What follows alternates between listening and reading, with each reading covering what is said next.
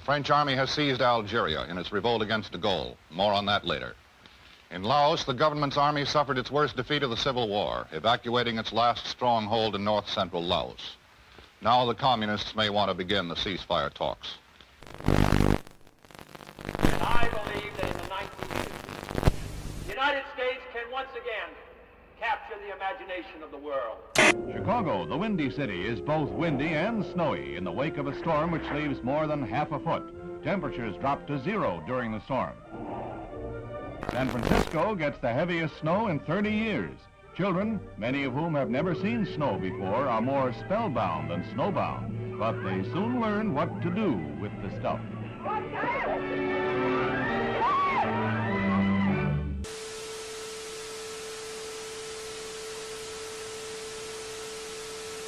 I, John Fitzgerald Kennedy, do solemnly swear that you will faithfully execute the office of President of the United States. that I will faithfully execute the office of President of the United States And will, to the best of your ability, and will, to the best of my ability, preserve, protect, and defend the Constitution of the United States. preserve, protect, and defend the Constitution of the United States. So help me God.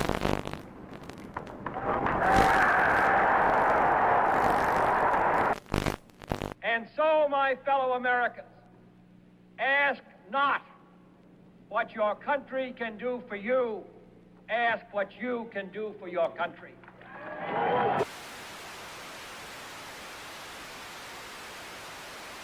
British Prime Minister Harold Macmillan arrives in Key West, Florida for a conference with the President on the explosive crisis in Laos.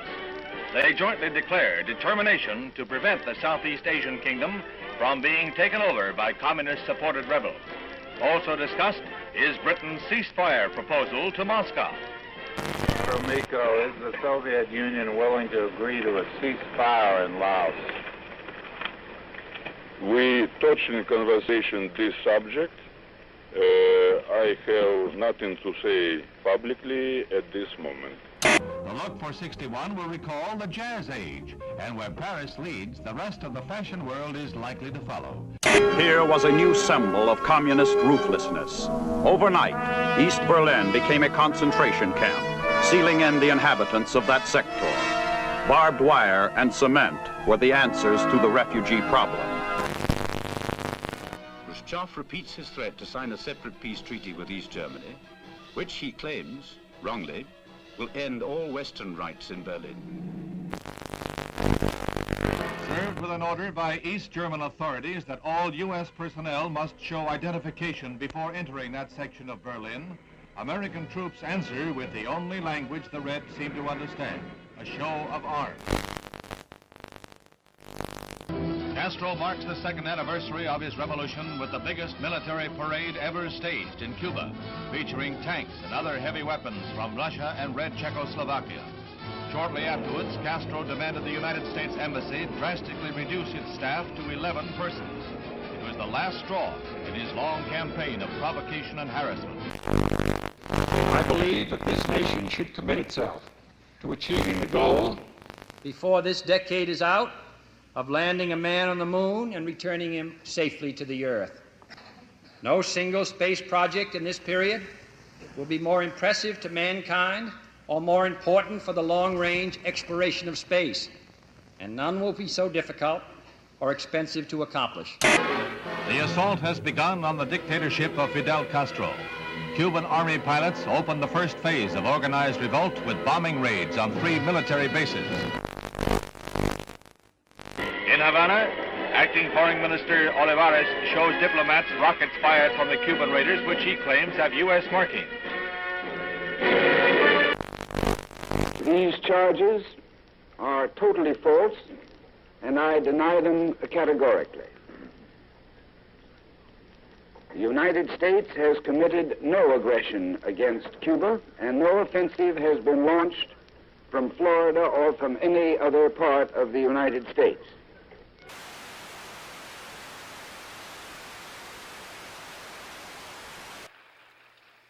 Es un honor para mí el estar hoy entre un grupo de los hombres más valientes del mundo.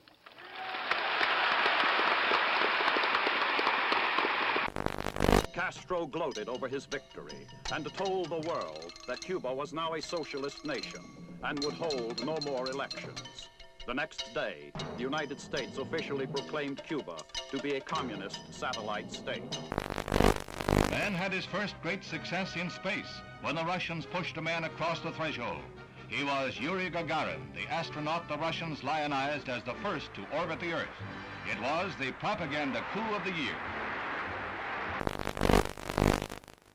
Today, this Redstone Mercury is the center of world attention as Lieutenant Commander Shepard walks to the elevator that will carry him 65 feet aloft to the capsule.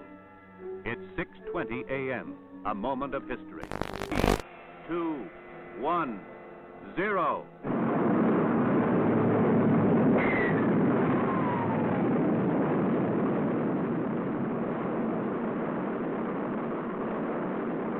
Rocket performs perfectly as it lifts the funnel-shaped capsule gracefully along. 115 miles up, he went 300 miles downrange, right on target, and was picked up by waiting helicopters.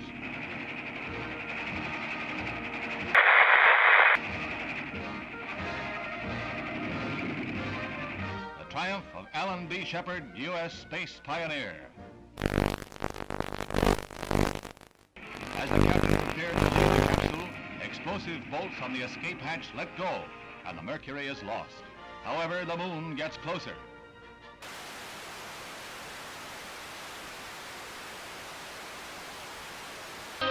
Albany, Georgia. A Negro fight against segregation is led by the Reverend Martin Luther King.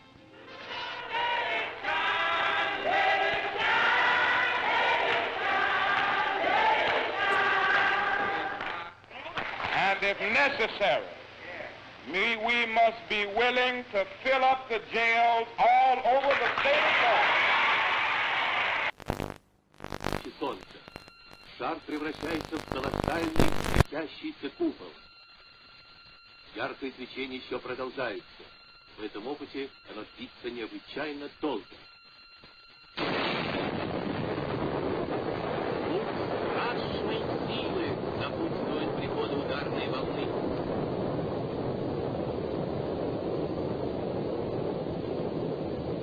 Just why the Soviet Union would wish to detonate a 50 megaton explosion, something about which we can all speculate. At Oxford, integration at the University of Mississippi becomes a one-man crusade. When Air Force veteran James Meredith tries to register, the police lines are drawn, U.S. Marshals blocked. When university officials are cited for contempt of federal court, Governor Ross Barnett personally Negro applicant. Meredith goes away, and the federal government ponders its next move. The force is increased tenfold and more. It is not enough to avert a night of rioting, leaving 2 dead and the campus the shambles of a battlefield.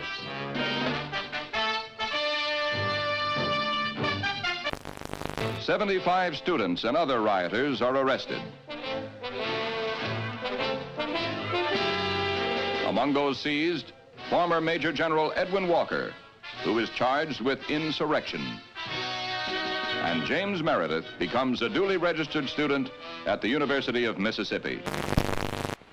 Sir, there's been a great deal of turmoil and conflict. 2 people have been killed. Do you have any feelings of guilt? Have you given it any second thoughts?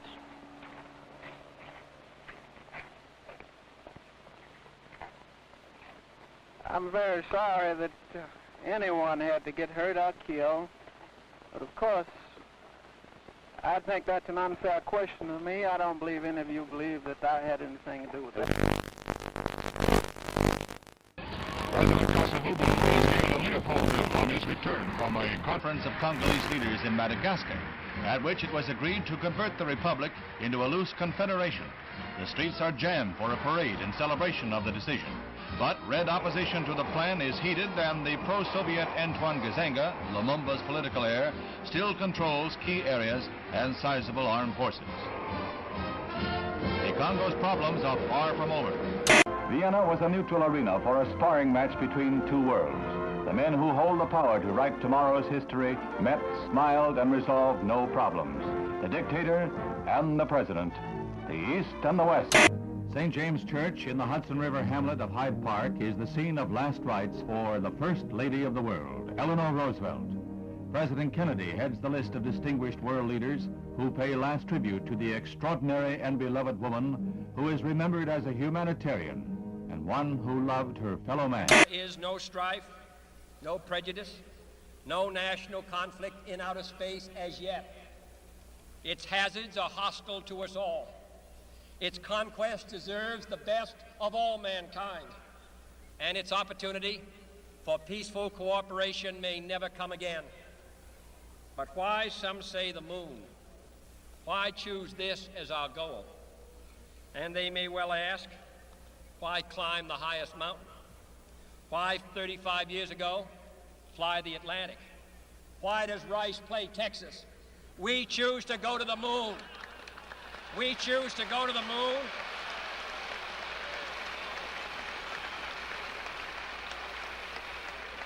We choose to go to the moon in this decade and do the other things, not because they are easy, but because they are hard.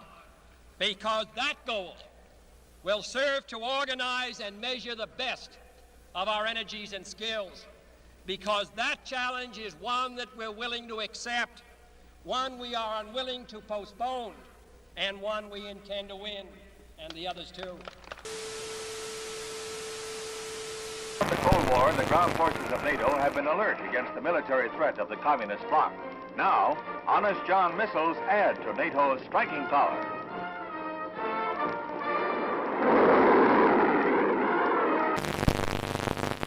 President Kennedy begins a tour of 4 space installations at Huntsville, Alabama, where he is greeted by Dr. Werner von Braun, space pioneer and director of this research and development center. The missiles on display are dwarfed by the mighty Saturn rocket. This booster is the first stage of the rocket that will put the 3-man Apollo capsule into a 2-week orbit of the Earth in 1964. Preliminary to a lunar shoot. Gemini, which was developed here, will allow 2 men to orbit the Earth for 2 weeks and will be used for experiments in outer space rendezvous and docking missions. This winds up the President's first-hand look at our space program and our progress in the race for space. The first deficit comes from a recession. If we can take the proper action in the proper time, this can be the most important step we can take to prevent another recession. That is the right kind of a tax cut, both for your family budget and the national budget. Chiang Kai-shek, leader of the peoples of Free China on the island of Taiwan, heads the celebration of the 50th anniversary of the overthrow of the Manchu dynasty. 11 million Chinese, strong with their dream of someday wresting their homeland from the communists, are marking the day that saw the end of 4,000 years of monarchy in China. Khrushchev declared, through the formation of the world system of socialism, the situation in the world has altered radically. At present, it is not known who encircles whom. On December 2nd, 1961, Castro reveals, I am a Marxist-Leninist and will be one until the day I die. Socialism is a world reality today. There is no halfway between socialism and imperialism. This government, as promised, has maintained the closest surveillance of the Soviet military buildup on the island of Cuba. To halt this offensive buildup, a strict quarantine on all offensive military equipment under shipment to Cuba is being initiated. All ships of any kind bound for Cuba, from whatever nation or port, where they're found to contain cargoes of offensive weapons, be turned back. It shall be the policy of this nation to regard any nuclear missile launched from Cuba against any nation in the Western Hemisphere as an attack by the Soviet Union on the United States, requiring a full retaliatory response upon the Soviet Union. Communism's adventure in Cuba is a sophisticated one. Political, psychological, subversive, with paramilitary features. Can a democratic society, wherein the right to know and the value of knowing are basic, can a democratic society wage successful political, psychological, subversive warfare against communism? Leather is falling into step. in the fall fashion parade. Finished in an explosion of rainbow colors, leather has been styled into smocks and sheath-top skirts like this eye-stopping pair. Just the thing for a day's outing at Sterling Forest Gardens in New York. In Trafalgar Square, 2,000 Londoners demonstrate against the United States blockade.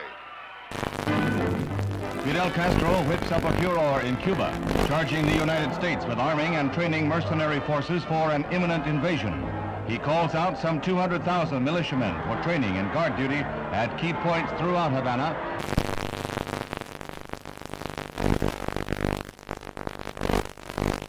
Khrushchev happily receives a gift of the Cuban flag as he lines up with a solid endorsement for the home-brewed anti-Americanism of Fidel Castro, the Soviet's sole Western Hemisphere ally.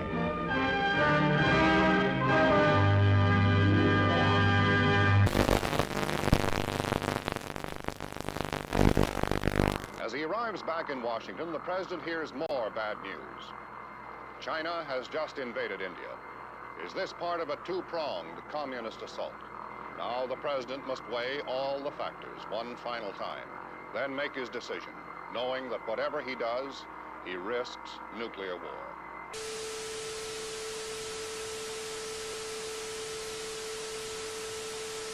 Meanwhile, the United States continues to reinforce its Cuban base at Guantanamo Bay, the naval depot that Castro wants the U.S. to give up.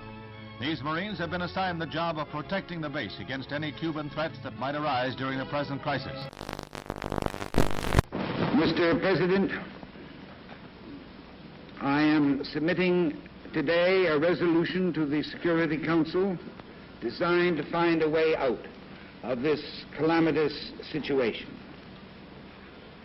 This resolution calls, as an interim measure under Article 40 of the Charter, for the immediate dismantling and withdrawal from Cuba of all missile and other offensive weapons. The inauguration of Abraham Lincoln as the 16th President of the United States is reenacted in the nation's capital 100 years after the event. There's a crowd larger than the original president this day, double the 10,000 of 1861. And the bright, balmy day is in marked contrast to the gloomy overcast of a century ago. Scenes familiar from history books and movies come to life at the Capitol as Mr. Lincoln arrives. He is portrayed. The following is the letter which has just been dispatched from the President to Chairman Khrushchev. I think that you and I, with our heavy responsibilities for the maintenance of peace, were aware that developments were approaching a point where events could have become unmanageable. So I welcome this message and consider it an important contribution to peace. It urgently recommends that the United States and the Soviet Union confer promptly on measures to remove the existing threat to the security of the Western Hemisphere and the peace of the world, and to report thereon to the Security Council. Earlier today, Secretary of Defense Robert McNamara announced that yesterday's photographic surveillance of Cuba indicated that the bases were being dismantled. But with increased United States aid and instruction, Vietnam soldiers learned to fight back against the communist Viet Cong. Helicopters become a crucial weapon against guerrillas who strike, then disappear will-o'-the-wisp in marshes. Southeast Asia and Berlin are not the only hazard areas in the orchestrated struggle of the Cold War. There is Cuba, from which Bay of Pigs invaders hobble back when their ransom is paid. The President visits the big missile center at Vandenberg Air Force Base. He becomes the nation's first president to see an intercontinental ballistic missile fired when an Atlas D blasts off its pad to roar down the Pacific Missile Range in a perfect launch.